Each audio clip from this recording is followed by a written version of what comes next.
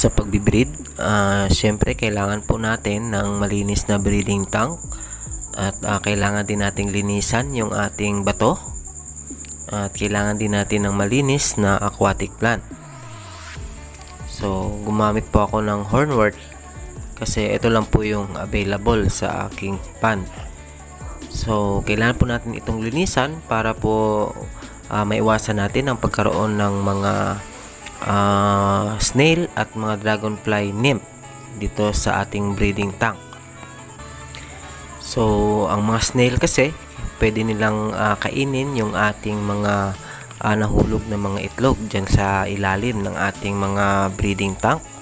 At ganun din ang ating dragonfly nymph na kumakain ng mga danyo fry. So kailangan talaga malinis yung ating mga aquatic plants. So ayan, at ilalagay na natin yung ating hornwort. And then lagyan po natin ng bato sa taas ng ating mga halaman para hindi po umangat or lumutang yung ating mga aquatic plants pag linagyan natin ng tubig.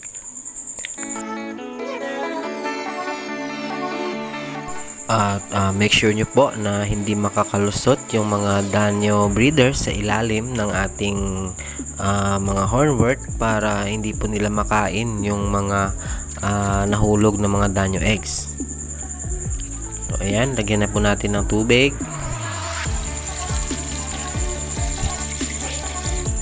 So hindi po kailangan na puno yung ating breeding tank.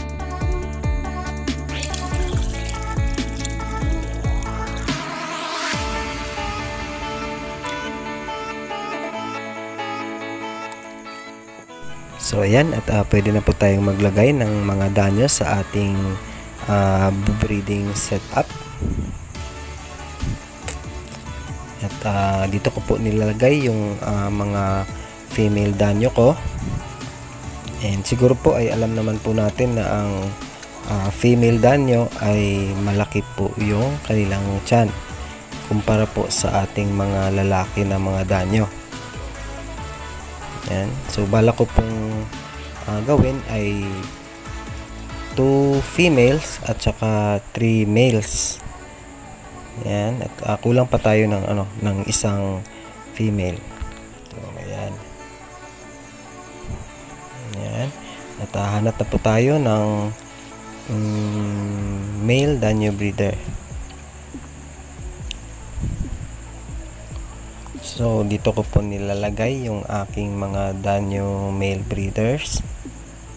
At siguro po ay alam po natin na yung ating mga male danyo ay slender or medyo payat kumpara po sa ating female danyo.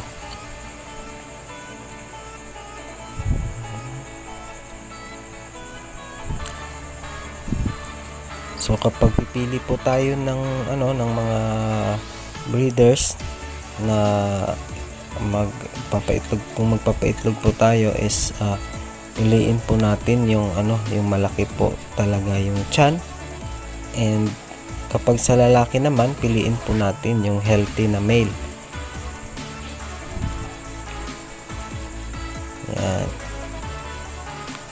At masasabi po nating healthy ang ating mga alagang danyo kapag malikot ito or maliksi at matingkad yung mga kulay and hindi masyadong manipis yung kanilang katawan.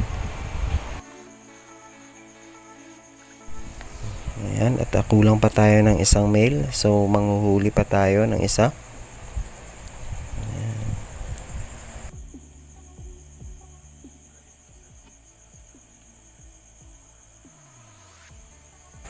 So ayan, so 2 females at saka 3 males. So tingnan natin bukas kung effective ba ang 3 males tsaka 2 females na ratio natin. So ideally daw kasi maganda daw kapag 2 males tsaka 1 female. So try lang po natin kung effective ba yung ratio ng ating breeding. So pwede na po nating takpan yung ating breeding tank. And kadalasan ay 4 AM sila nagsaspawn. So by 7:30 AM pwede na po nating i-check yung ating mga breeding tank kung meron na bang mga itlog. So good night na mga Danyos, and see you tomorrow.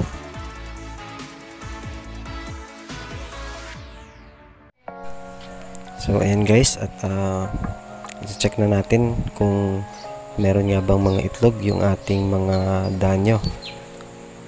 So buksan na natin. Ayan. At ayan, napakalikot po nila. Pero itatry po natin silang ilipat sa ibang tank para hindi po nila makain yung mga itlog na andyan sa ilalim.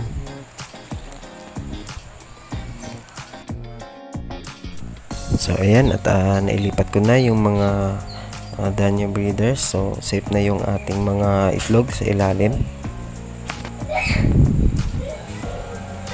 At mamaya ay kukunin natin yung mga aquatic plant, yung hornwort, para makita natin kung merong mga itlog dyan sa ilalim ng mga ating breeding tank. So ayan guys, at sana nakikita ninyo yung yung mga itlog sa gilid. Ayan. So ayan guys, at positive na meron ng mga itlog yung ating breeding tank. And ililipat muna natin dito yung ating mga hornwort. At kuha lang tayo dito ng tubig para kung sakaling merong nasamang mga itlog sa ating mga hornwort ay mahahatch pa rin sila. Ayan. At ayan, ilipat na po natin yung ating plant sa kabila para mas makita po natin yung mga itlog.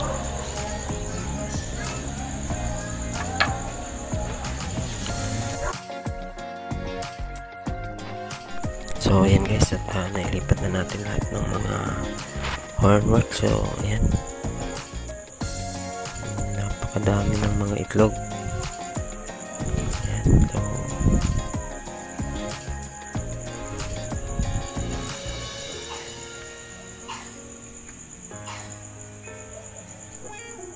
so lagyan na natin ng methylene blue para iwas fungus sa mga itlog.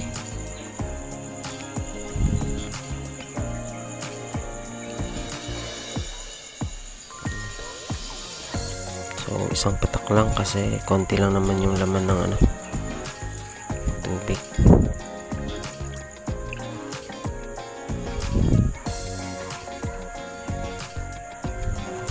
Tsaka ganun din dito.